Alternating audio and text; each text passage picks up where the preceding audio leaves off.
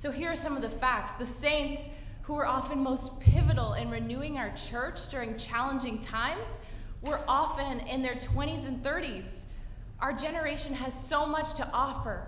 So YCP targets its messaging to all young people in this age group. But the amazing thing about YCP is that there's an opportunity for all the generations to get involved. We believe that young people will be most successful if they have support, not just from their peers, but from those who have gone before them. So we integrate the generations in a really beautiful way by inviting executives to serve as mentors and speakers and so much more. So good news if you're young, in your 20s and 30s, this ministry is for you. And more good news if you were once young or are young at heart, this ministry is also for you. Okay, yes.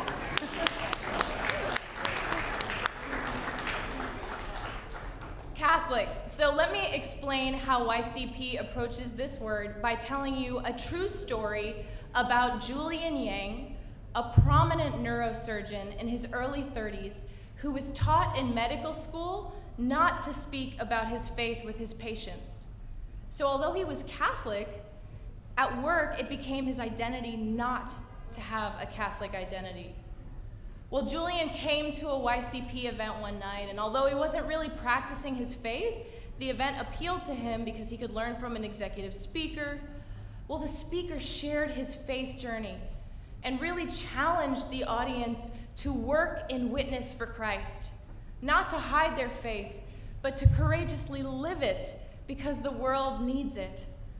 Well, Julian realized he needed to make a radical change.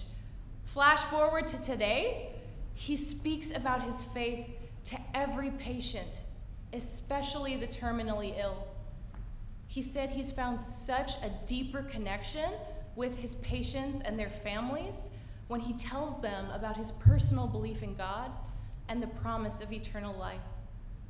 Julian now fully embraces and lives his Catholic identity. Would he be doing that if the speaker hadn't challenged him so boldly? You know, the way the faith is presented today is often very watered down. But at YCP, our goal is to have you be excited to learn about your faith so that it becomes the lens through which you see the world. And then finally, professionals. Now, we use the word professional here, but I don't want anybody to be confused that we only welcome people who work in a traditional office setting. We welcome workers of every type. Do we have any nurses here? Yeah? Any teachers? Any entrepreneurs? People in construction, landscaping, you name it. We've actually been really amazed by the diverse nature of our participants. But what we all share is a calling to work as best as we can and serve God with our craft. So can we reflect for a moment on the fact that Jesus spent the first 30 years of his life working?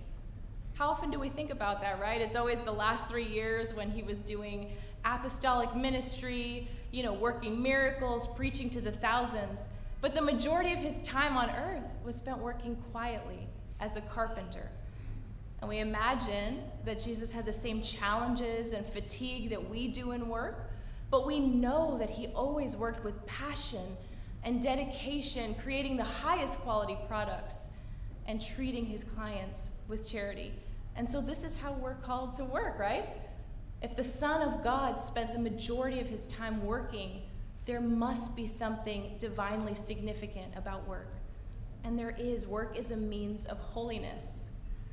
Look, I get it. When you're sending an email or working on a spreadsheet, it can be hard to see that eternal significance. But if you stop and realize that every single action is a chance to practice virtue, to act with love, or even offer up the monotony of it all, work can actually become holy.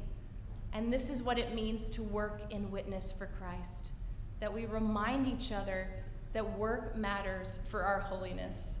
So young Catholic professionals, does that give you a better feel for the ministry? Good.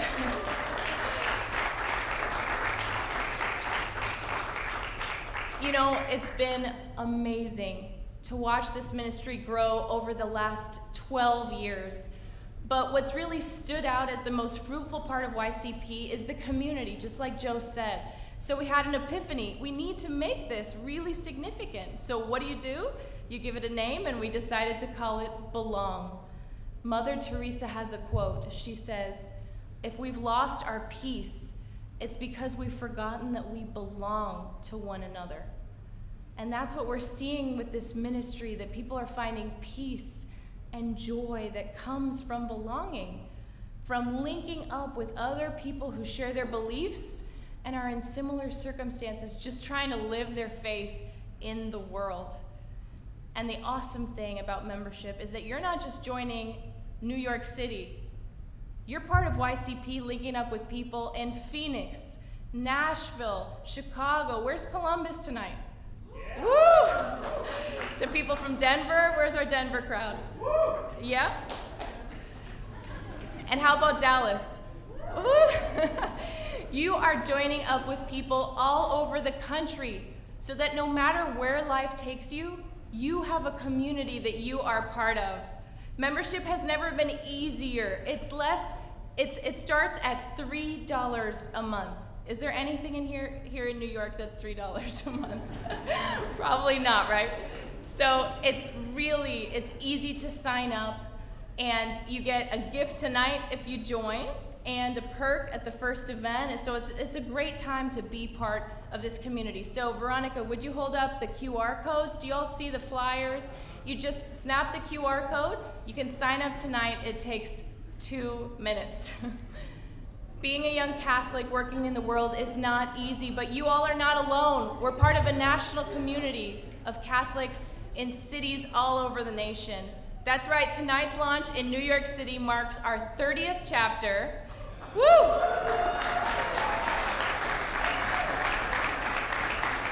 From San Diego to Boston, and we're not going to stop there.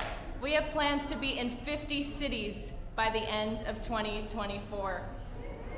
So thank you all so much for coming tonight. It's amazing to see you here. So let's support each other in our shared mission to work and witness for Christ. Thank you.